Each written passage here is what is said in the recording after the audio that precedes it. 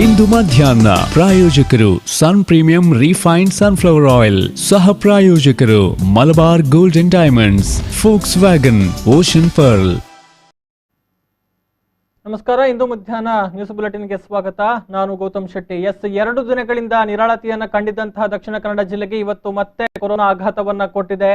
ದಕ್ಷಿಣ ಕನ್ನಡ ಜಿಲ್ಲೆಯಲ್ಲಿ ಇವತ್ತು ಮತ್ತೆ ಒಂದು ಪಾಸಿಟಿವ್ ಪ್ರಕರಣ ದೃಢಪಟ್ಟಿದೆ. ಮಂಗಳೂರಿನ 40 ವರ್ಷದ ಮಹಿಳೆಗೆ ಸೋಂಕು ತಗುಲಿರುವಂತಹ ವಿಚಾರವನ್ನ ಇದೀಗ ರಿಲೀಸ್ ಆಗಿರುವಂತಹ ಹೆಲ್ತ್ ಬುಲೆಟಿನ್ ನಲ್ಲಿ ಬಹಿರಂಗಪಡಿಸಲಾಗಿದೆ. ಮಂಗಳೂರಿನ ನೀರುಮಾರ್ಗ ನಿವಾಸಿ ಮಹಿಳೆ ಸೋಂಕಿಗೆ ತುತ್ತಾಗಿರುವಂತದ್ದು. ಈಕೆ ಕುಡುಪು ಮತ್ತು ಕುಟ್ಟಿಕಳದ ಮನೆಯಲ್ಲಿ ಇದ್ರು ಅನ್ನುವಂತಹ ಮಾಹಿತಿಗಳು ಲಭಿಸ್ತಾ ಇದೆ. ಅಂದ್ರೆ ಬೆಂಗಳೂರಿನಲ್ಲಿ ಕೆಲಸವನ್ನ ಮಾಡ್ತಾ ಇದ್ರು. ಅಲ್ಲಿ ಕೊರಿಯರ್ ಸಂಸ್ಥೆಯೊಂದರಲ್ಲಿ ಉದ್ಯೋಗಿಯಾಗಿ ಈಕೆ ಕೆಲಸವನ್ನ ಮಾಡ್ತಾ ಇದ್ರು. ಮೇ 10ನೇ ತಾರೀಕಿನಂದು ತಾಯಿ ಮತ್ತು ಮಗ ಅಂದ್ರೆ ಈಕೆಯ ಪುತ್ರನ ಜೊತೆಗೆ ಈಕೆ ಬೆಂಗಳೂರಿನಿಂದ ಬಂದಿದ್ರು. ಆ ಬಳಿಕ ಅಸ್ತಮಾ ಮತ್ತು ಬಿಪಿ ಇಂದಾಗಿ ವೆನ್ಲಾಕ್ ಆಸ್ಪತ್ರೆಗೆ ಅಂದ್ರೆ ಆರೋಗ್ಯದಲ್ಲಿ ಏರುಪೇರು ಕಾಣಿಸಿಕೊಂಡಿರುವಂತಹ ಹಿನ್ನೆಲೆಯಲ್ಲಿ ಈಕೆ ಆಸ್ಪತ್ರೆಗೆ ದಾಖಲಾಗಿದ್ರು. ಮೇ 17ರಂದು ವೆನ್ಲಾಕ್ನ ಕೋವಿಡ್ ಆಸ್ಪತ್ರೆಗೆ ಈಕೆ ದಾಖಲಾಗಿದ್ರು ಎನ್ನುವಂತಹ ವಿಚಾರಗಳು ಇದೀಗ ಬಹಿರಂಗಗೊಂಡಿರುವಂತದ್ದು. ಇನ್ನು ಬೆಂಗಳೂರಿನಲ್ಲಿ ಕೊರಿಯರ್ನಲ್ಲಿ ಕೆಲಸವನ್ನ ಮಾಡ್ತಾ ಇದ್ದಂತಹ ಇವರು ಮೇ 10ರಂದು ಮಂಗಳೂರಿಗೆ ಬಂದಿದ್ರು. ಇನ್ನು ಮೇ 17ಕ್ಕೆ ಹಾಸ್ಪಿಟಲ್ಗೆ ಅಡ್ಮಿಟ್ ಆದಂತಹ ಸಂದರ್ಭದಲ್ಲಿ ಈಕೆಯ ಸ್ಯಾಂಪಲ್ ಅನ್ನ ಕಲೆಕ್ಟ್ ಮಾಡಿಕೊಳ್ಳಲಾಗಿತ್ತು. ಅದರ ರಿಪೋರ್ಟ್ ಈಗ ಬಂದಿದೆ. ಈ ಸಂದರ್ಭದಲ್ಲಿ ಆಕೆಗೆ ಸೋಂಕು ತಗುಲಿರುವಂತಹ ವಿಚಾರ ದೃಢಪಟ್ಟಿದೆ.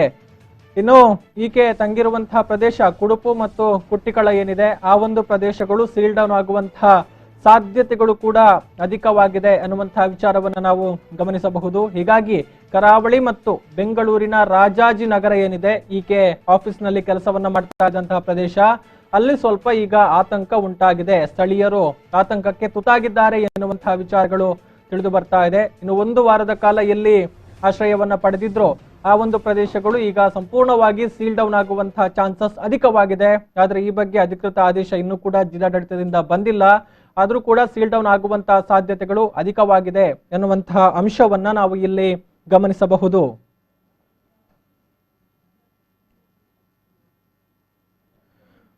ಅಂದ್ರೆ ಮಂಗಳೂರಿನ ನೀರು ಮಾರ್ಗದ ನಿವಾಸಿ ಮಹಿಳೆ, 40 ವರ್ಷ ಪ್ರಾಯದ ಮಹಿಳೆ ಬೆಂಗಳೂರಿನಲ್ಲಿ ಕೆಲಸವನ್ನ ಮಾಡ್ತಾ ಇದ್ರು. ಬೆಂಗಳೂರಿನ ರಾಜಾಜಿನಗರದಲ್ಲಿರುವಂತಹ ಕೊರಿಯರ್ ಸಂಸ್ಥೆಯೊಂದರಲ್ಲಿ ಈಕೆ ಉದ್ಯೋಗಿಯಾಗಿದ್ರು. ಮೇ 10ನೇ ತಾರೀಕಿನಂದು ಈಕೆ ಮತ್ತು ಈಕೆಯ ಪುತ್ರ ಕಾರಿನಲ್ಲಿ ಬೆಂಗಳೂರಿನಿಂದ ಇಲ್ಲಿಗೆ ಮಂಗಳೂರಿಗೆ ಬಂದಿದ್ರು. ಈ ಸಂದರ್ಭದಲ್ಲಿ ಕುಡುಪು ಮತ್ತು ಕುಟ್ಟಿಕಳದಲ್ಲಿರುವಂತಹ ಮನೆಗಳಲ್ಲಿ ತಂಗಿದ್ರು ಎನ್ನುವಂತಹ ಡೀಟೇಲ್ಸ್ ಅನ್ನ ಈಗ ಆರೋಗ್ಯ ಇಲಾಖೆ ಕೊಟ್ಟಿದೆ. ಹೆಚ್ಚಿನ ಡೀಟೇಲ್ಸ್ ಕೊಡ್ತಾರೆ ನಮ್ಮ ಮಂಗಳೂರು ಪ್ರತಿನಿಧಿ ನಾಗೇಶ್ ಕಾವೂರು. ಹಲೋ ನಾಗೇಶ್.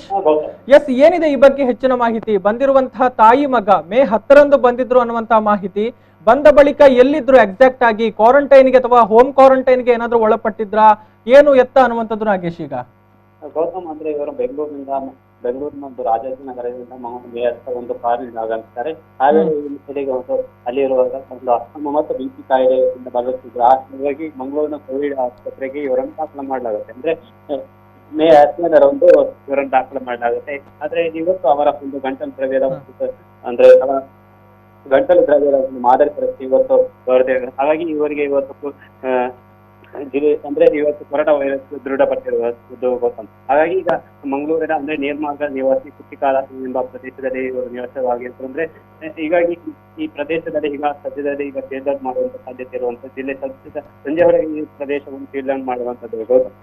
ಎಸ್, ಅಂದ್ರೆ ಇವರು ಮುಖ್ಯವಾಗಿ ಈಗ ಮಂಗಳೂರಿಗೆ ಬರೋದಕ್ಕೆ ಕಾರಣಗಳು ಏನು ಅನ್ನುವಂಥದ್ದು ಏನಾದ್ರೂ ತಿಳಿದು ಬಂದಿದ್ಯಾ ನಾಗೇಶ್? ಅಂದ್ರೆ ಅನಾರೋಗ್ಯ ಕಾಣಿಸಿಕೊಂಡಿರುವಂತಹ ಹಿನ್ನೆಲೆಯಲ್ಲೇ ಮಂಗಳೂರಿಗೆ ಬಂದಿದ್ರ ಅಥವಾ ಇನ್ನಿತರ ಕಾರಣಗಳಿಗಾಗಿ ಬಂದಂತ ಸಂದರ್ಭದಲ್ಲಿ ಅವರಿಗೆ ಅನಾರೋಗ್ಯ ಕಾಣಿಸಿಕೊಂಡಿತ್ತ ಅನ್ನುವಂಥದ್ದು, ಈ ಬಗ್ಗೆ ಏನಾದ್ರೂ ಡೀಟೇಲ್ಸ್ ಈಗ ಸಿಕ್ಕಿದ್ಯಾ ಅಂತ?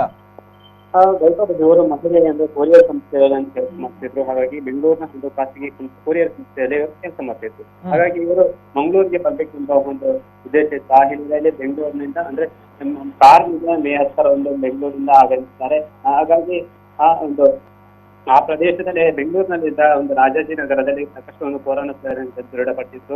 ಹಾಗಾಗಿ ಆ ಪ್ರದೇಶದಿಂದ ಇವರು ಶಿಫ್ಟಾಗಿ ಮಂಗಳೂರಿಗೆ ಬರ್ತಾರೆ ಎಂಬ ಸುದ್ದಿಯನ್ನು ಮಂಗಳೂರಿಗೆ ಬರ್ತಾರೆ. ಹಾಗಾಗಿ ಇವರಿಗೆ ಇವತ್ತು ಅಂದ್ರೆ ಅಸ್ತಮ ಮತ್ತು ಬಿಪಿ ಕಾಯಿಲೆಯನ್ನು ಕಾಣಿಸಿಕೊಂಡಿತ್ತು. ಹಾಗಾಗಿ ಮಂಗಳೂರಿನ ಒಂದು ಕೋವಿಡ್ ಅಂತೆ ಇವರನ್ನು ಕೋವಿಡ್ ಆಸ್ಪತ್ರೆಗೆ ದಾಖಲು ಮಾಡಲಾಗುತ್ತೆ. ಹಾಗಾಗಿ ಇವತ್ತು ಅವರ ಗಂಟಲು ದ್ರವ್ಯದ ಒಂದು ಪರೀಕ್ಷೆ ಇವತ್ತು ದೃಢಪಟ್ಟಿರುವಂತದ್ದು. ಹಾಗಾಗಿ ಇವರಿಗೆ ಕೂಡ ಇವತ್ತು ಕೊರೋನಾ ಸೋಂಕು ದೃಢಪಟ್ಟಿರುವಂತದ್ದು ಗೌತಮ್.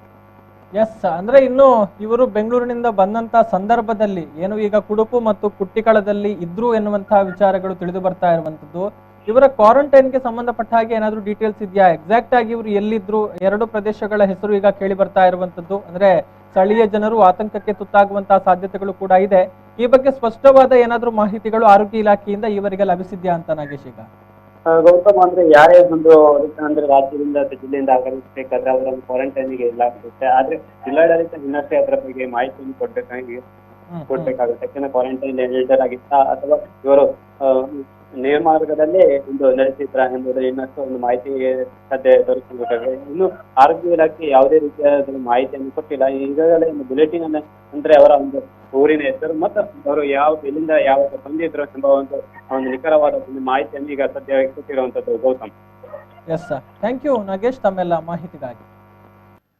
ಎಸ್, ಮಂಗಳೂರಿನ ನೀರು ಮಾರ್ಗದ ನಿವಾಸಿ 40 ವರ್ಷದ ಮಹಿಳೆ ಈಗ ಸೋಂಕಿಗೆ ತುತ್ತಾಗಿರುವಂತಹ ವಿಚಾರಗಳು ದೃಢಪಟ್ಟಿರುವಂತದ್ದು. ಆರೋಗ್ಯ ಇಲಾಖೆ ರಿಲೀಸ್ ಮಾಡಿರುವಂತಹ ಹೆಲ್ತ್ ಬುಲೆಟಿನ್ ನಲ್ಲಿ ಈ ಬಗ್ಗೆ ಸೂಚನೆಗಳನ್ನು ಕೊಡಲಾಗಿದೆ. ಮಂಗಳೂರಿಗೆ ಆಗಮಿಸಿದಂತಹ ಮೇ 10ರಂದು ಬೆಂಗಳೂರಿನಿಂದ ಮಂಗಳೂರಿಗೆ ಆಗಮಿಸಿದಂತಹ ಕುಟ್ಟಿಕಳ ನೀರು ಮಾರ್ಗ ಮಂಗಳೂರು ತಾಲೂಕಿನ ನಿವಾಸಿ 40 ವರ್ಷದ ಮಹಿಳೆಯು ಸೋಂಕಿಗೆ ತುತ್ತಾಗಿರುವಂತಹ ವಿಚಾರ. ಮೇ 17ರಂದು ತೀವ್ರ ಉಸಿರಾಟದ ತೊಂದರೆಯಿಂದಾಗಿ ವೆಲ್ನಾಕ್ ಆಸ್ಪತ್ರೆಯಲ್ಲಿ ಒಳರೋಗಿಯಾಗಿ ದಾಖಲಾಗಿದ್ರು. ಇವರ ಗಂಟಲು ದ್ರವದ ಮಾದರಿಯನ್ನ ಪರೀಕ್ಷೆ ಮಾಡಿದಂತಹ ಸಂದರ್ಭದಲ್ಲಿ ಆ ಒಂದು ವರದಿಯಲ್ಲಿ ಈಕೆಗೆ ಕೋವಿಡ್-19 ಸೋಂಕು ಇರುವಂತಹ ವಿಚಾರಗಳು ದೃಢಪಟ್ಟಿದೆ. ಸೊ ಹೀಗಾಗಿ ಮುನ್ನೆಚ್ಚರಿಕಾ ಕ್ರಮಗಳನ್ನು ತೆಗೆದುಕೊಳ್ಳುವಂಥದ್ದು ಇದ್ದೇ ಇರುವಂಥದ್ದು. ಸೊ ಈಕೆ ಇದ್ದಂತಹ ಅಂದ್ರೆ ಈಕೆಯ ಸಂಪರ್ಕಕ್ಕೆ ಯಾರೆಲ್ಲ ಬಂದಿರಬಹುದು ಅವರೆಲ್ಲರ ಮಾಹಿತಿಗಳನ್ನ ಕಲೆ ಹಾಕುವಂತಹ ಕೆಲಸಗಳು ಈಗ ಆಗ್ತಾ ಇದೆ. ಇನ್ನು ಆ ಪ್ರದೇಶಗಳು ಅಂದ್ರೆ ಈಕೆ ಏನು ಆಶ್ರಯವನ್ನು ಪಡೆದಿದ್ದಂತಹ ಮನೆ ಏನಿದೆ, ಎಲ್ಲಿ ಎಲ್ಲ ಈಕೆ ನೆಲೆಸಿದ್ರು ಈ ಒಂದು ಅವಧಿಯಲ್ಲಿ, 1 ವಾರದ ಅವಧಿಯಲ್ಲಿ, ಆ ಪ್ರದೇಶಗಳನ್ನ ಸೀಲ್ ಡೌನ್ ಮಾಡುವಂತಹ ಚಾನ್ಸಸ್ ಈಗ ಅಧಿಕವಾಗಿದೆ ಅನ್ನುವಂತಹ ವಿಚಾರಗಳನ್ನ ನಾವು ಗಮನಿಸಬಹುದು. ಈ ಬಗ್ಗೆ ಅಧಿಕೃತ ಆದೇಶ ಇನ್ನಷ್ಟೇ ಬರಬೇಕಾಗಿದೆ. ಬೆಂಗಳೂರಿನ ರಾಜಾಜಿನಗರದಲ್ಲಿ ಕೆಲಸವನ್ನ ಮಾಡ್ತಾ ಇದ್ರು.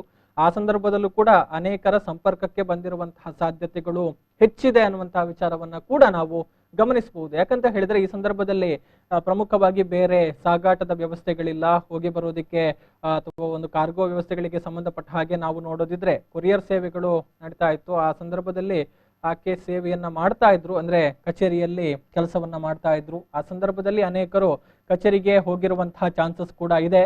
ಅಂದ್ರೆ ಸ್ಪಷ್ಟವಾದ ಮಾಹಿತಿ ಇನ್ನಷ್ಟೇ ಲಭಿಸಬೇಕಾಗುತ್ತೆ. ಆಕೆಯ ಟ್ರಾವೆಲ್ ಹಿಸ್ಟ್ರಿ ಏನು, ಎಲ್ಲಿಗೆಲ್ಲ ಹೋಗಿದ್ರು, ಯಾರನ್ನೆಲ್ಲ ಸಂಪರ್ಕ ಮಾಡಿದ್ರು, ಯಾರೆಲ್ಲ ಪ್ರೈಮರಿ ಕಾಂಟ್ಯಾಕ್ಟ್ಗೆ ಬಂದಿದ್ರು, ಆಕೆಯ ಸೆಕೆಂಡರಿ ಕಾಂಟ್ಯಾಕ್ಟ್ಗೆ ಯಾರೆಲ್ಲ ಬಂದಿದ್ದಾರೆ ಇತ್ಯಾದಿ ಎಲ್ಲಾ ವಿಚಾರಗಳನ್ನ ಕೂಡ ಇನ್ನಷ್ಟೇ ಕಲೆ ಹಾಕಬೇಕಾಗಿರುವಂತಹ ವಿಚಾರಗಳಿರುತ್ತೆ. ಸೊ ಈ ನಿಟ್ಟಿನಲ್ಲಿ ಆರೋಗ್ಯ ಇಲಾಖೆ ಮತ್ತು ಸಂಬಂಧಪಟ್ಟ ಇಲಾಖೆಗಳು ಕಾರ್ಯಪ್ರವೃತ್ತವಾಗಿದೆ ಅನ್ನುವಂಥದ್ದನ್ನು ಕೂಡ ನಾವು ಗಮನಿಸಬಹುದು. ಸೊ ಇದೀಗ ದಕ್ಷಿಣ ಕನ್ನಡ ಜಿಲ್ಲೆಯಲ್ಲಿ ಮತ್ತೊಂದು ಕೋವಿಡ್-19 ಪಾಸಿಟಿವ್ ಪ್ರಕರಣ ಇವತ್ತು ಪತ್ತೆಯಾಗಿರುವಂಥದ್ದು.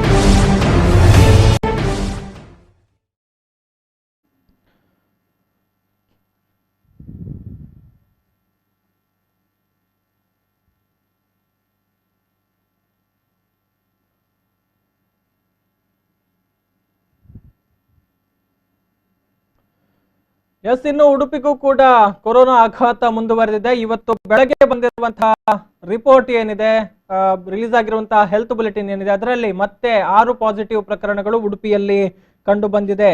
12 ಗಂಟೆಗೆ ಬಿಡುಗಡೆಗೊಂಡಿರುವಂತಹ ಮಾಹಿತಿಯಲ್ಲಿ ಉಡುಪಿ ಜಿಲ್ಲೆಯಲ್ಲಿ ಹೊಸದಾಗಿ 6 ಮಂದಿಯಲ್ಲಿ ಕೊರೋನಾ ಪಾಸಿಟಿವ್ ಪ್ರಕರಣಗಳು ಕಂಡು ಬಂದಿರುವಂತದ್ದು. ಇನ್ನು ರೋಗಿಗಳು ಯಾರು ಸೋಂಕಿಗೆ ತುತ್ತಾಗಿದ್ದಾರೋ ಅವರ ಬಗ್ಗೆ ಸ್ಪಷ್ಟವಾದ ಮಾಹಿತಿಗಳು ಇನ್ನಷ್ಟೇ ಲಭಿಸಬೇಕಾಗಿದೆ. ಈ ನಿಟ್ಟಿನಲ್ಲಿ ಪ್ರಯತ್ನಗಳು ಕೂಡ ಮುಂದುವರಿತಾ ಇದೆ. ಬೆಳಗ್ಗಿನ 6 ಪ್ರಕರಣಗಳು ಸೇರಿದಂತೆ ಒಟ್ಟು 21 ಪ್ರಕರಣಗಳು ಈಗ ಉಡುಪಿ ಜಿಲ್ಲೆಯಲ್ಲಿ ರಿಪೋರ್ಟ್ ಆಗಿರುವಂತದ್ದು. ಇನ್ನು ಜಿಲ್ಲೆಯಲ್ಲಿ ವರದಿಯಾಗಿರುವಂತಹ ಮತ್ತೊಂದು ಪ್ರಕರಣದಲ್ಲಿ ಚಿತ್ರದುರ್ಗದಿಂದ ಕ್ಯಾನ್ಸರ್ಗೆ ಅಂತ ಟ್ರೀಟ್ಮೆಂಟ್ಗೆ ಬಂದಿದ್ದಂತಹ ಬಾಲಕಿಯಲ್ಲಿ 17ರ ಹರೆಯದ ಬಾಲಕಿಯಲ್ಲಿ ಕೂಡ ಸೋಂಕು ಕಾಣಿಸಿಕೊಂಡಿತ್ತು. ಇದೀಗ ಆಕೆಗೆ KMCಯಲ್ಲೇ ಚಿಕಿತ್ಸೆಯನ್ನ ಮುಂದುವರಿಸಲಾಗ್ತಾ ಇದೆ ಎನ್ನುವಂತಹ ಡೀಟೇಲ್ಸ್ ಕೂಡ ಬರ್ತಾ ಇದೆ. ಇನ್ನು ಇವತ್ತು ವರದಿಯಾಗಿರುವಂತಹ ಒಂದು ಪ್ರಕರಣದಲ್ಲಿ ಮುಂಬೈನಿಂದ ಊರಿಗೆ ಆಗಮಿಸಿದ ಬೈಂದೂರಿನ 74ರ ಹರಿಯದ ವೃದ್ಧರು ಇದ್ದಾರೆ ಎನ್ನುವಂತಹ ಒಂದು ಮಾಹಿತಿಗಳು ಲಭಿಸ್ತಾ ಇದೆ. ಇನ್ನು ರೋಗಿಗಳ ಮೂಲ ಯಾವುದು, ಎಲ್ಲಿಂದ ಬಂದವರು ಇತ್ಯಾದಿ ಮಾಹಿತಿಗಳನ್ನ ಕಲೆ ಹಾಕುವಂತಹ ಕೆಲಸಗಳು ಆಗ್ತಾ ಇದೆ. ಹೆಚ್ಚಿನ ಮಾಹಿತಿಯನ್ನ ಈ ನಿಟ್ಟಿನಲ್ಲಿ ನಿರೀಕ್ಷೆ ಮಾಡಲಾಗ್ತಾ ಇದೆ. ಈ ಮೂಲಕ ಉಡುಪಿ ಜಿಲ್ಲೆಗೂ ಕೂಡ ಕೊರೋನಾದ ಆಘಾತ ದಿನದಿಂದ ದಿನಕ್ಕೆ ಹೆಚ್ಚಳವಾಗ್ತಾ ಇದೆ. ಈಗಾಗಲೇ 6 ಪ್ರಕರಣಗಳು ಇವತ್ತು ಹೊಸದಾಗಿ ಕಂಡು ಬಂದಿದೆ. ಒಟ್ಟು ಪ್ರಕರಣಗಳ ಸಂಖ್ಯೆ 21ಕ್ಕೆ ಏರಿಕೆಯಾಗಿದೆ ಉಡುಪಿ ಜಿಲ್ಲೆಯಲ್ಲಿ. ಹೆಚ್ಚಿನ ಡೀಟೇಲ್ಸ್ ಕೊಡ್ತಾರೆ ಪ್ರತಿನಿಧಿ ಸಂತೋಷ್. ಹಲೋ ಸಂತೋಷ್. ನಮಸ್ತೆ ಗೌತಮ್. ಎಸ್, ಉಡುಪಿಯಲ್ಲಿ ಮತ್ತೆ 6 ಪಾಸಿಟಿವ್ ಪ್ರಕರಣಗಳು ಕಂಡು ಬಂದಿದೆ. ಏನಿದೆ ಈ ಬಗ್ಗೆ ಹೆಚ್ಚಿನ ಡೀಟೇಲ್ಸ್ ಅಂತ? ಹೌದು ಗೌತಮ್, ಈಗ ಏನು ರಾಜ್ಯ ಆರೋಗ್ಯ ಮತ್ತು ಕುಟುಂಬ ಕಲ್ಯಾಣ ಇಲಾಖೆ ಮಧ್ಯಾಹ್ನದ ಒಂದು ಬುಲೆಟಿನ್ ಬಿಡುಗಡೆ ಮಾಡಿರುವಂತದ್ದು. ಅದರಲ್ಲಿ ಉಡುಪಿ ಜಿಲ್ಲೆಯಲ್ಲಿ ಹೊಸದಾಗಿ 6 ಮಂದಿ ಕೊರೋನಾ ಪಾಸಿಟಿವ್ ಪ್ರಕರಣಗಳು ವರದಿಯಾಗಿರುವಂತದ್ದು. ಇದು ಈಗಾಗಲೇ ಕ್ವಾರಂಟೈನ್ ನಲ್ಲಿರುವಂತಹ ವ್ಯಕ್ತಿಗಳಿಗೆ ಅಂದ್ರೆ ಮುಂಬೈ ಮೂಲದವರಿಗೆ ಬಂದಿದೆ ಎನ್ನುವಂತಹ ವಿಚಾರಗಳು ಈಗ ಕೆಲವೊಂದು ಮಾಹಿತಿಗಳು ಬರ್ತಾ ಇರುವಂತದ್ದು ಮತ್ತು ನಂಬಲಾರ್ಹ ಮಾಹಿತಿ ಏನು ಮೂಲಗಳಿಂದ ಅವರು ತಿಳಿಸುವುದು ಮುಂಬೈಗೆ ಸೇರಿದಿರುವಂತಹ ವ್ಯಕ್ತಿಗಳಿಗೆ ಅಥವಾ ಕ್ವಾರಂಟೈನ್ ನಲ್ಲಿ ಇದ್ದಂತಹ ವ್ಯಕ್ತಿಗಳಿಗೆ ಈ ಒಂದು ಹೊಸದಾಗಿ ಪಾಸಿಟಿವ್ ಪ್ರಕರಣಗಳು ಆಗಿರುವಂತದ್ದು. ನಿನ್ನೆ ಹೊತ್ತಿಗೆ ಏನು 15 ಪ್ರಕರಣಗಳು ವರದಿಯಾಗಿತ್ತು. ಇವತ್ತು ಬೆಳಗ್ಗೆ 6 ಸೇರಿದಂತೆ ಸುಮಾರು 21 ಪ್ರಕರಣಗಳು ಉಡುಪಿ ಜಿಲ್ಲೆಯಲ್ಲಿ ವರದಿಯಾಗಿರುವಂತದ್ದು. ಅದರಲ್ಲಿ ಹೆಚ್ಚಿನ ಪ್ರಕರಣಗಳು ಅಂದ್ರೆ ಆಲ್ಮೋಸ್ಟ್ 90% ಪ್ರಕರಣಗಳು ಎಲ್ಲ ಹೊರ ಜಿಲ್ಲೆ ಮತ್ತು ಹೊರ ದೇಶಕ್ಕೆ ಏನು ಅಲ್ಲಿಂದ ಬಂದದ ಪ್ರಕರಣಗಳಾಗಿರುವಂತದ್ದು. ಅದು ಸಹ ನಿನ್ನೆ ಏನು 17 ವರ್ಷದ ಒಂದು ಬಾಲಕಿಗೆ ಚಿತ್ರದುರ್ಗದಿಂದ ಏನು ಉಡುಪಿಗೆ ಬಂದಿದಂತಹ ಬಾಲಕಿಗೆ KMCಯಲ್ಲಿ ಚಿಕಿತ್ಸೆ ನೀಡಲಾಗಿತ್ತು. ಅಲ್ಲಿ ಕೂಡ ಅವಳಿಗೆ ಒಂದು ಕೊರೋನಾ ಪಾಸಿಟಿವ್ ಪ್ರಕರಣ ಪತ್ತೆಯಾಗಿದೆ ಮತ್ತು ಅವಳಿಗೆ ಅಲ್ಲೇ KMCಯಲ್ಲಿ ಇವಾಗ ಚಿಕಿತ್ಸೆ ಮುಂದುವರಿಯುತ್ತಿರುವಂತದ್ದು. ಇನ್ನು ಸಂಜೆಯ ಒಂದು ಹೊಸ ಏನು ಬುಲೆಟಿನ್ ಬಿಡುಗಡೆ ಆಗ್ತದೆ. ಅದರಲ್ಲಿ ಎಷ್ಟು ಪಾಸಿಟಿವ್ ಪ್ರಕರಣಗಳು ಇದೆ ಅನ್ನೋದು ನೋಡ್ಬೇಕು. ಸುಮಾರು 600ಕ್ಕೂ ಹೆಚ್ಚು ಏನು ಈಗಾಗಲೇ ಸ್ಯಾಂಪಲ್ಗಳ ಬಗ್ಗೆ ವರದಿ ಬರ್ಲಿಕ್ಕಿದೆ. ಇನ್ನಷ್ಟು ಹೊರ ಜಿಲ್ಲೆಯಿಂದ ಬರ್ತಾ ಇದ್ದಾರೆ ಉಡುಪಿ ಜಿಲ್ಲೆಗೆ. ಅವ್ರನ್ನೆಲ್ಲ ಕ್ವಾರಂಟೈನ್ ಮಾಡಿ ಅವರ ಏನು ಗಂಟಲು ದ್ರವವನ್ನ ಪರೀಕ್ಷೆಗೆ ಕಳಿಸಿಕೊಡಲಾಗ್ತಾ ಇದೆ. ಇನ್ನಷ್ಟು ವರದಿಗಳು ಬರ್ಲಿಕ್ಕಿದೆ. ಇನ್ನಷ್ಟು ಪಾಸಿಟಿವ್ ಪ್ರಕರಣಗಳು ಬರುವಂತಹ ಸಾಧ್ಯತೆಗಳು ಹಳ್ಳಿಗಳಿರುವಂತಿಲ್ಲ. ಎಸ್, ಅಂದ್ರೆ ನಾವು ಮುಖ್ಯವಾಗಿ ಗಮನಿಸೋದಿದ್ರೆ ಈಗ ದುಬೈನಿಂದ ಮುಖ್ಯವಾಗಿ 2 ವಿಮಾನಗಳು ಬಂದಿದೆ. ಅದರಲ್ಲಿ ಉಡುಪಿ ಜಿಲ್ಲೆಯ ಪ್ರಯಾಣಿಕರು ಕೂಡ ಇದ್ರು. ಅವರವರ ಜಿಲ್ಲೆಗಳ ಕ್ವಾರಂಟೈನ್ ಕೇಂದ್ರಗಳಿಗೆ ಕಳಿಸಲಾಗಿರುವಂತದ್ದು. ಸೊ ಈಗ 2ನೇ ಹಂತದಲ್ಲಿ ಏನು ವಿಮಾನ ಬಂದಿದೆ ಅವರೆಲ್ಲರ ಸ್ಯಾಂಪಲ್ ಗಳನ್ನ ಕಲೆಕ್ಟ್ ಮಾಡಲಾಗಿದೆಯಾ? ಈ ಬಗ್ಗೆ ಏನಾದ್ರು ಡೀಟೇಲ್ಸ್ ಇದೆಯಾ ಅಂತ ಸಂತೋಷ್? ಈಗ ಹೌದು, ಈಗಾಗಲೇ ವಿಮಾನ ನಿಲ್ದಾಣಕ್ಕೆ ಬಂದ ತಕ್ಷಣ ಮಂಗಳೂರಿನಲ್ಲಿ ಅವರ ಏನು ಗಂಟಲ ದ್ರವದ ಸ್ಯಾಂಪಲ್ಗಳನ್ನ ತೆಗೆದುಕೊಳ್ಳಲಾಗ್ತದೆ ಮತ್ತು ಹೊರಜಿಗೆ ಕಳಿಸಿಕೊಳ್ಳಲಾಗ್ತದೆ. ಅದರ ನಂತರ ಉಡುಪಿಗೆ ಅವರ ಕಾರ್ಯಕ್ರಮದವರಿಗೆ ಏನು ಕ್ವಾರಂಟೈನ್ ಸರ್ಕಾರಿ ಕ್ವಾರಂಟೈನ್ ಮಾಡುವಂತದ್ದು. ಈಗಾಗಲೇ ದುಬೈ ಕತಾರ್ನಿಂದ ಬರುವಂತಹ ವ್ಯಕ್ತಿಗಳು ಕೂಡ ಇದ್ದಾರೆ ಎನ್ನುವಂತಹ ಇದೆ. ಅದು ಅವರನ್ನು ಕೂಡ ಕಳಿಸಿಕೊಳ್ಳುವಂತಹ ವ್ಯವಸ್ಥೆಗಳು ಆಗಿದೆ. ಸೊ ಅವರದ್ದು ಕೂಡ ವರದಿ ನಿರೀಕ್ಷೆಯಲ್ಲಿ ಇದ್ದಾರೆ. ಅದಕ್ಕೆ ಹೆಚ್ಚಾಗಿ ಉಡುಪಿ ಜಿಲ್ಲೆಗೆ ಸಾಕಷ್ಟು ಮಂದಿ ಬಂದವರಿದ್ದಾರೆ. ಅವರದ್ದು ಕೂಡ ವರದಿ ನಿರೀಕ್ಷೆಯಲ್ಲಿದೆ. ಸುಮಾರು 600ಕ್ಕೂ ಹೆಚ್ಚು ಏನು ವರದಿಗಳು ಬರಲಿಕ್ಕೆ ಬಾಕಿ ಇರುವಂತದ್ದು. ದಿನಕ್ಕೆ ಏನು ಜಾಸ್ತಿ ಆಗ್ತದೆ ಅಂದ್ರೆ ಪರೀಕ್ಷೆಗೆ ಈ ಗಂಟಲು ದ್ರವವನ್ನು ತಿಳಿಸುವಂತಹ ಸಂಖ್ಯೆಗಳು ಜಾಸ್ತಿ ಆಗ್ತದೆ. ವರದಿಗಳು ಕೂಡ ಬರ್ಲಿಕ್ಕೆ ಅಷ್ಟೇ ಸಂಖ್ಯೆಯಲ್ಲಿ ಇದೆ. ಆ ಹಿನ್ನೆಲೆಯಲ್ಲಿ ಇನ್ನಷ್ಟು ಈ ಒಂದು ಸಂಖ್ಯೆಯಲ್ಲಿ ಏರಿಕೆ ಆಗಬಹುದು ಎನ್ನುವಂಥದ್ದು ಈಗಾಗಲೇ ಎಲ್ಲರೂ ಹೇಳ್ತಾ ಇರುವಂತಹ ಮಾತುಗಳು. ಎಸ್, ಥ್ಯಾಂಕ್ ಯು ಸಂತೋಷ್ ತಮ್ಮೆಲ್ಲ ಮಾಹಿತಿಗಾಗಿ. ಎಸ್, ಉಡುಪಿ ಜಿಲ್ಲೆಯ ವಿಚಾರಕ್ಕೆ ಬಂದ್ರೆ ಬಹುತೇಕ ಮಹಾರಾಷ್ಟ್ರದಿಂದ ಬಂದಿರುವಂತಹ ವ್ಯಕ್ತಿಗಳು ಸೋಂಕಿಗೆ ತುತ್ತಾಗ್ತಾ ಇರುವಂತದ್ದನ್ನ ನಾವು ಗಮನಿಸಬಹುದು. ಅಂದ್ರೆ ಇದೆಲ್ಲವೂ ಕೂಡ ನಿರೀಕ್ಷಿತ. ಸೋಂಕಿನ ಪ್ರಕರಣಗಳಲ್ಲಿ ಹೆಚ್ಚಳವಾಗಬಹುದು. ಹೊರ ರಾಜ್ಯಗಳಿಂದ ಹೊರ ದೇಶಗಳಿಂದ ಜನರು ಬಂದ್ರೆ ಅನ್ನುವಂಥ ಲೆಕ್ಕಾಚಾರವನ್ನ ಈ ಹಿಂದೆಯೇ ಹಾಕಲಾಗಿತ್ತು. ಸೊ ಅದರ ಒಂದು ಪರಿಣಾಮವನ್ನ ನಾವು ನೋಡ್ತಾ ಇದ್ದೇವೆ. ದಿನದಿಂದ ದಿನಕ್ಕೆ ಪ್ರಕರಣಗಳ ಸಂಖ್ಯೆ ಏರಿಕೆಯಾಗ್ತಾ ಇದೆ. ಏನು ನಿನ್ನೆಯವರೆಗೆ 15 ಪ್ರಕರಣಗಳು ಉಡುಪಿ ಜಿಲ್ಲೆಯಲ್ಲಿ ಕಂಡು ಬಂದಿದ್ವು. ಸೊ ಇವತ್ತು ಬೆಳಗ್ಗೆ ರಿಲೀಸ್ ಆಗಿರುವಂತಹ ಹೆಲ್ತ್ ಬುಲೆಟಿನ್ ಏನಿದೆ ಅದರಲ್ಲಿ ಈಗ ಮತ್ತೆ 6 ಹೊಸ ಪ್ರಕರಣಗಳು ಬೆಳಕಿಗೆ ಬಂದಿರುವಂತದ್ದು. ಈ ಮೂಲಕ ಉಡುಪಿ ಜಿಲ್ಲೆಯಲ್ಲಿ ಈಗ 21 ಟೋಟಲ್ ಪಾಸಿಟಿವ್ ಪ್ರಕರಣಗಳು ಪತ್ತೆಯಾಗಿದೆ.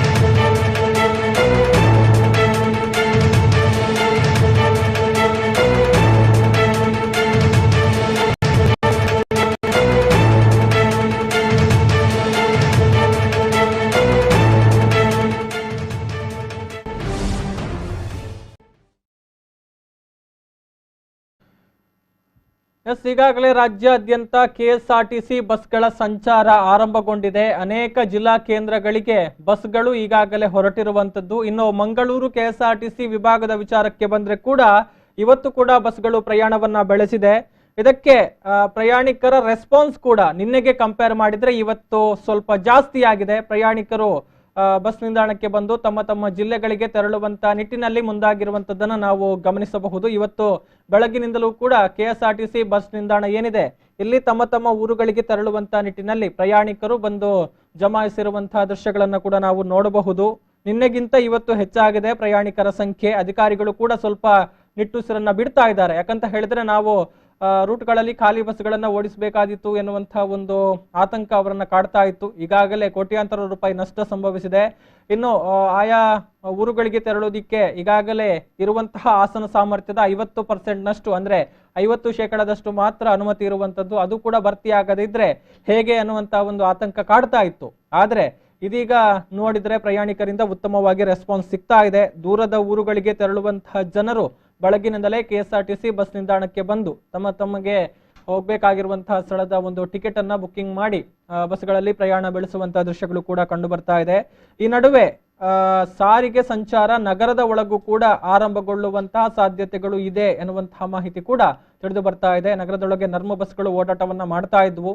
ಕೆಎಸ್ಆರ್ಟಿಸಿ ವಿಭಾಗಕ್ಕೆ ಸೇರಿದಂತಹ ಬಸ್ಗಳು ಈಗಾಗಲೇ ಖಾಸಗಿ ಬಸ್ ಮಾಲಕರು ಅತ್ಯಂತ ಸ್ಪಷ್ಟವಾಗಿ ಹೇಳಿದ್ದಾರೆ, ನಾವು ಮೇ 31ರವರೆಗೂ ಕೂಡ ನಮ್ಮ ಬಸ್ಗಳನ್ನ ರಸ್ತೆಗೆ ಇಳಿಸುವುದಿಲ್ಲ. ಟೆಕ್ನಿಕಲ್ ರೀಸನ್ಗಳಿಂದಾಗಿ ನಮಗೆ ಮೇ 31ರವರೆಗೂ ಕೂಡ ಬಸ್ಗಳನ್ನ ರಸ್ತೆಗೆ ಇಳಿಸೋದಕ್ಕೆ ಸಾಧ್ಯವಿಲ್ಲ ಎನ್ನುವಂತ ಮಾತುಗಳನ್ನು ಹೇಳಿರುವಂತದ್ದು. ಈ ನಡುವೆ ಅನೇಕ ಚಟುವಟಿಕೆಗಳು ಮತ್ತೆ ಮುನ್ನೆಲೆಗೆ ಬಂದಿದೆ. ಈಗಾಗಲೇ ಕಾರ್ಯಾರಂಭವನ್ನ ಕೂಡ ಮಾಡಿದೆ.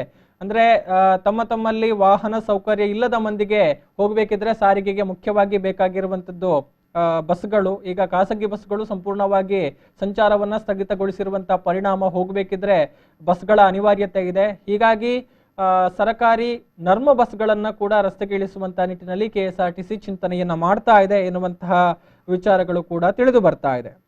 ಎಸ್, ಹೆಚ್ಚಿನ ಮಾಹಿತಿ ಕೊಡ್ತಾರೆ ಪ್ರತಿನಿಧಿ ನಾಗೇಶ್ ಕಾವೂರು. ಹಲೋ ನಾಗೇಶ್. ಎಸ್, ಇನ್ನು ಕೆಎಸ್ಆರ್ಟಿಸಿ ಬಸ್ಗಳ ವಿಚಾರಕ್ಕೆ ಸಂಬಂಧಪಟ್ಟ ಹಾಗೆ ರೆಸ್ಪಾನ್ಸ್ ಹೆಚ್ಚಾಗಿದೆ ಅನ್ನುವಂಥದ್ದನ್ನ ನೋಡಬಹುದು. ವ್ಯವಸ್ಥೆಗಳನ್ನ ಹೇಗೆ ಮಾಡಲಾಗ್ತಾ ಇದೆ ಅಂತ? ಹೌದು ಗೌತಮ್, ಅಂದ್ರೆ ನಿನ್ನೆಕ್ಕಿಂತ ಇವತ್ತು ಹೋಲಿಕೆ ಮಾಡಿದಾಗ 60 ಬಸ್ಗಳನ್ನು ಈಗ ಬಿಡಲಾಗಿರುವಂತದ್ದು. ಅಂದ್ರೆ ಬೆಂಗಳೂರು ಆಗಿರ್ಬೋದು, ಮೈಸೂರು ಆಗಿ ಗದಗ ಆಗಿರ್ಬೋದು, ಮತ್ತು ಈ ನಮ್ಮ ದಕ್ಷಿಣ ಜಿಲ್ಲೆ ಬೆಳ್ತಂಗಡಿ ತಾಲೂಕು ಆಗಿ ಧರ್ಮಸ್ಥಳ ಹೀಗೆ ಪುತ್ತೂರು ತರ ಇವತ್ತು ಸಂಚಾರ ಮಾಡಿರುವಂತದ್ದು. 60ಕ್ಕೂ ಅಧಿಕ ಬಸ್ಗಳು ಇವತ್ತು ಸಂಚಾರ ಮಾಡಿರುವಂತದ್ದು. ಅಂದ್ರೆ ಜನಗಳ ಬೇಡಿಕೆಯನ್ನು ಇಟ್ಕೊಂಡು ಬಸ್ಗಳನ್ನು ಸಂಚಾರ ಮಾಡಲಾಗುತ್ತೆ ಎಂಬುದು ಅಧಿಕಾರಿಗಳು ಇವತ್ತು ಒಂದು ಮಾಹಿತಿಯನ್ನು ಕೊಟ್ಟಿರುವಂತದ್ದು. ಹಾಗಾಗಿ ಇವತ್ತು ಯಾವುದೇ ಬಸ್ ಅಂದ್ರೆ ನರ್ಮ್ ಬಸ್ಗಳು ಸಂಚಾರ ಮಾಡಿಲ್ಲ. ಆದ್ರೆ ನಾಳೆ ಸಿಟಿ ಪ್ರದೇಶದಲ್ಲಿ ನರ್ಮ್ ಬಸ್ಗಳು ಸಂಚಾರ ಮಾಡುತ್ತೆ ಎಂಬ ಒಂದು ಅಧಿಕಾರಿಗಳು ಈಗ ತಾನೇ ಒಂದು ಮಾಹಿತಿಯನ್ನು ಕೊಟ್ಟಿರುವಂತದ್ದು. ಉಳಿದಂತೆ ಇವತ್ತು ನಗರ ಪ್ರದೇಶದ ಹೆಚ್ಚಾಗಿ ಖಾಸಗಿ ಬಸ್ಗಳು ಹೆಚ್ಚಾಗಿ ಓಡಾಟ ಮಾಡಿರುವಂತದ್ದು. ಹಾಗಾಗಿ ಕೆಎಸ್ಆರ್ಟಿಸಿ ಕೆಲವರ ಒಂದು ಮುಖ ಮಾಡಿರುವಂತದ್ದು. ಹಾಗಾಗಿ ಒಂದು ಅಧಿಕಾರಿಗಳು ನಾಳೆಯಿಂದ ಅಂದ್ರೆ ಹೆಚ್ಚುವರಿ ಅಂದ್ರೆ 60ಕ್ಕೂ ಅಧಿಕ ಬಸ್ಗಳನ್ನು ಸಂಚಾರ ಮಾಡ್ತೇವೆ ಎಂಬ ಒಂದು ಮಾಹಿತಿಯನ್ನು ಕೂಡ ಕೊಟ್ಟಿರುವಂತದ್ದು ಗೌತಮ್. ಅಂದ್ರೆ ಮುಖ್ಯವಾಗಿ ನಾಗೇಶ್, ಇಲ್ಲಿ ನಾವು ಗಮನಿಸಬೇಕಾಗಿರುವಂತಹ ವಿಚಾರ ಅಂದ್ರೆ ಈಗ ಏನು ಪ್ರಯಾಣಿಕರು ಬರ್ತಾ ಇದ್ದಾರೆ, ಅನೇಕ ಜಿಲ್ಲಾ ಕೇಂದ್ರಗಳಿಗೆ ಬಸ್ಗಳ ವ್ಯವಸ್ಥೆಯನ್ನು ಮಾಡಲಾಗಿದೆ. ಅಂದ್ರೆ ನಿಗದಿತ ಟೈಮಿಂಗಿಗೆ ಇಲ್ಲಿ ಬಸ್ಗಳನ್ನ ಹೊರಡಿಸುವಂತಹ ಕೆಲಸಗಳಾಗ್ತಾ ಇದೆಯಾ, ಅಥವಾ ಪ್ರಯಾಣಿಕರ ಸಂಖ್ಯೆ ಭರ್ತಿಯಾದ ಮೇಲೆಯೇ ಬಸ್ಗಳನ್ನ ಹೊರಡಿಸುವಂತಹ ವಿಚಾರಗಳಾಗ್ತಾ ಇದೆಯಾ, ಹೇಗೆ ಅನ್ನುವಂಥದ್ದು ನಾಗೇಶ್ ಇಲ್ಲಿ?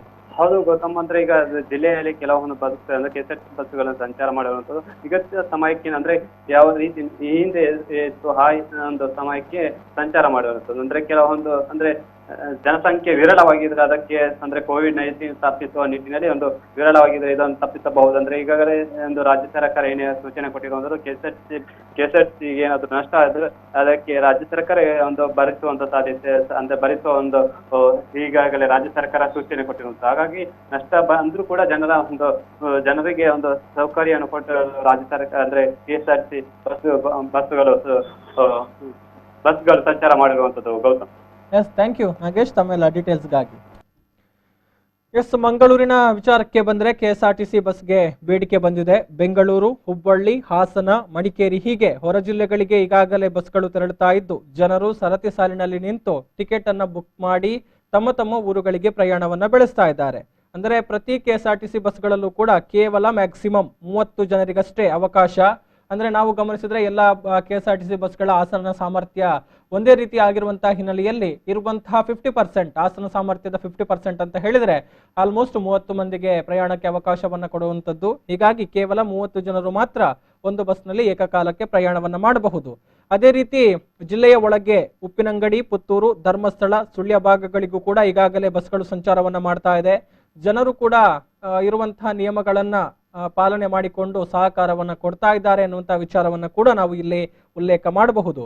ಆದರೆ ನಗರದ ಒಳಗೆ ನರ್ಮ ಬಸ್ಗಳು ಇವತ್ತು ಓಡಾಟವನ್ನ ಮಾಡ್ತಾ ಇಲ್ಲ. ನಾಳೆ ನಗರದ ಒಳಗೆ ನರ್ಮ ಬಸ್ಗಳು ಓಡಾಟವನ್ನ ಮಾಡುತ್ತವೆ ಎನ್ನುವಂತಹ ಮಾಹಿತಿ ಕೂಡ ಇದೀಗ ಅಧಿಕಾರಿಗಳಿಂದ ಲಭಿಸ್ತಾ ಇದೆ.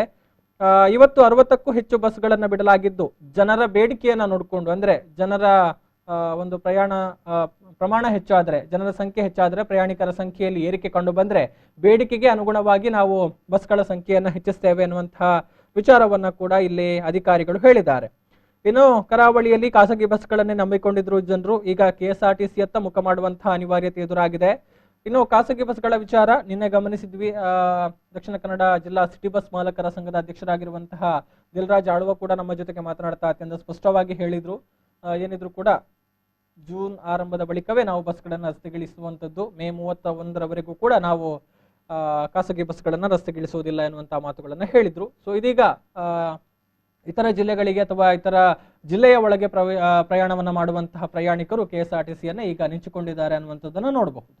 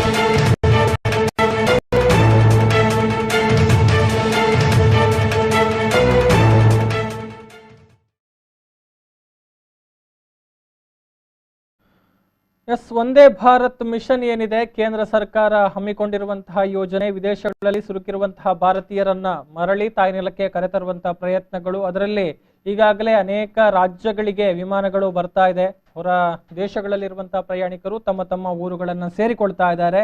ಅದೇ ರೀತಿ ಕರ್ನಾಟಕದ ವಿಚಾರಕ್ಕೆ ಬಂದ್ರೆ ಕರ್ನಾಟಕಕ್ಕೂ ಕೂಡ ಈಗ ಅನೇಕ ವಿಮಾನಗಳು ಆಗಮಿಸಿದೆ. ಕರಾವಳಿಗೂ ಕೂಡ ಅಂದ್ರೆ ಮಂಗಳೂರು ಅಂತಾರಾಷ್ಟ್ರೀಯ ವಿಮಾನ ನಿಲ್ದಾಣಕ್ಕೂ ಕೂಡ 2 ವಿಮಾನಗಳು ದುಬೈನಿಂದ ಆಗಮಿಸಿದೆ. ಮೇ 12 ಮತ್ತು 18ನೇ ತಾರೀಕಿನಂದು 2 ವಿಮಾನಗಳು ಆಗಮಿಸಿದ್ವು. ಇದೀಗ 3ನೇ ವಿಮಾನದ ಸರದಿ ಮಸ್ಕತ್ನಿಂದ ಪ್ರಯಾಣಿಕರನ್ನ ಕರೆದುಕೊಂಡು ಮತ್ತೊಂದು ವಿಮಾನ ಇವತ್ತು ಬರ್ತಾ ಇದೆ. IX 817 818 ಅನ್ನುವಂತಹ ಒಂದು ವಿಮಾನದಲ್ಲಿ ಮಸ್ಕತ್ ಬೆಂಗಳೂರು ಮಂಗಳೂರು ವಿಮಾನ ಮೊದಲು ಬೆಂಗಳೂರಿಗೆ ಆಗಮಿಸುತ್ತೆ. ಅಲ್ಲಿ ಪ್ರಯಾಣಿಕರನ್ನ ಇಳಿಸಿ ಮತ್ತೆ ಮಂಗಳೂರಿನತ್ತ ಬರುವಂತಹ ಪ್ರಯಾಣಿಕರನ್ನ ಕರೆದುಕೊಂಡು ಪ್ರಯಾಣವನ್ನ ಬೆಳೆಸುತ್ತೆ. ಬೆಂಗಳೂರಿಗೆ 113 ಮಂದಿ ವಯಸ್ಕರು ಬರ್ತಾ ಇದ್ದಾರೆ. 2 ಮಕ್ಕಳು ಹಾಗೂ ಮಂಗಳೂರಿಗೆ 63 ಪ್ರಯಾಣಿಕರು ಸೇರಿದಂತೆ ಒಟ್ಟು 178 ಮಂದಿ ಪ್ರಯಾಣಿಕರು ಈ ಒಂದು ವಿಮಾನದಲ್ಲಿ ಪ್ರಯಾಣವನ್ನ ಇವತ್ತು ಮಾಡ್ತಾ ಇದ್ದಾರೆ.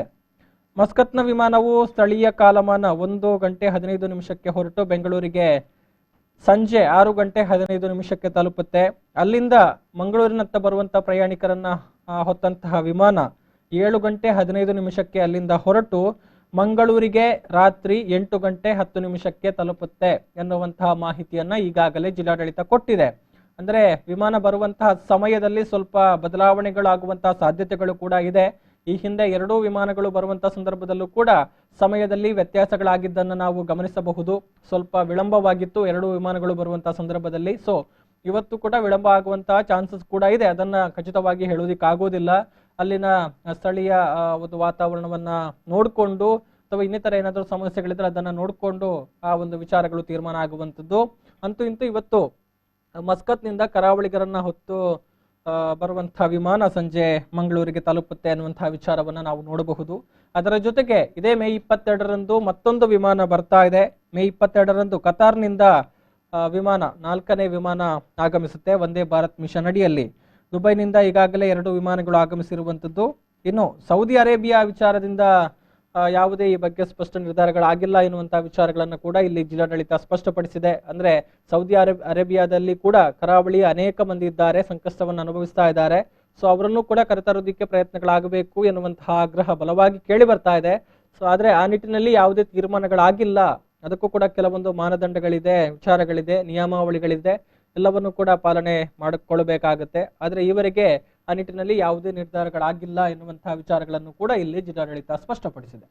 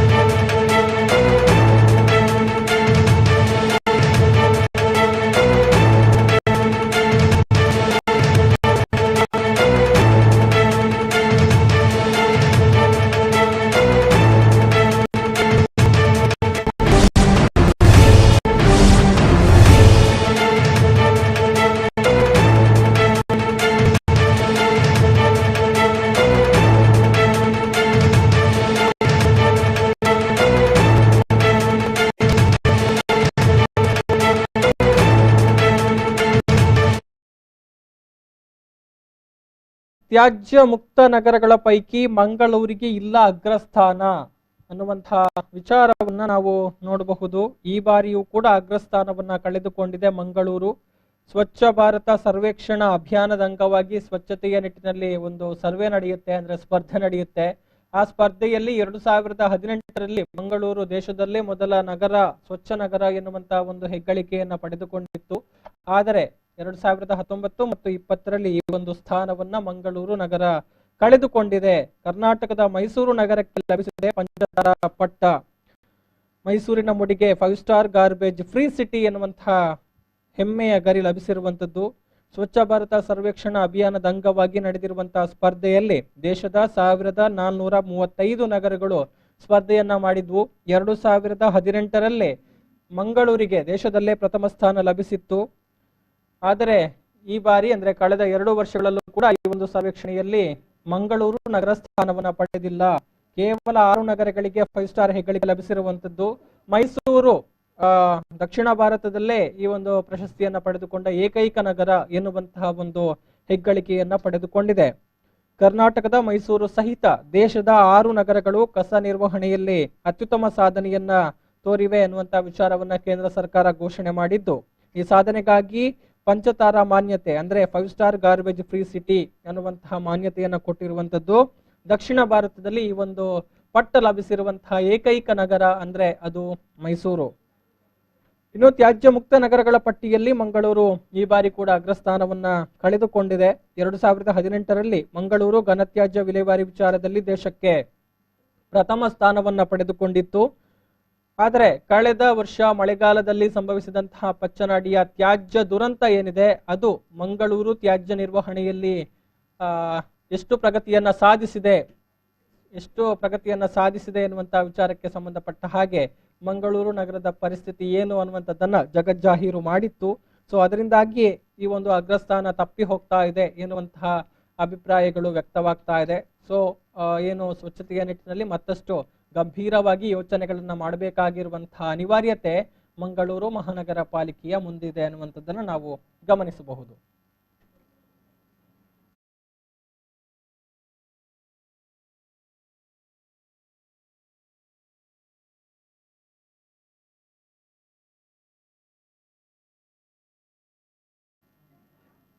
ಇದಿಷ್ಟು ಮಧ್ಯಾಹ್ನದ ಸುದ್ದಿ. ಮುಂದಿನ ಸುದ್ದಿ ಮಾಹಿತಿಗಳ ಜೊತೆಗೆ ಮತ್ತೆ ಬರ್ತೇನೆ. ನೋಡ್ತಾ ಇರಿ V4 ನ್ಯೂಸ್. ನಮಸ್ಕಾರ.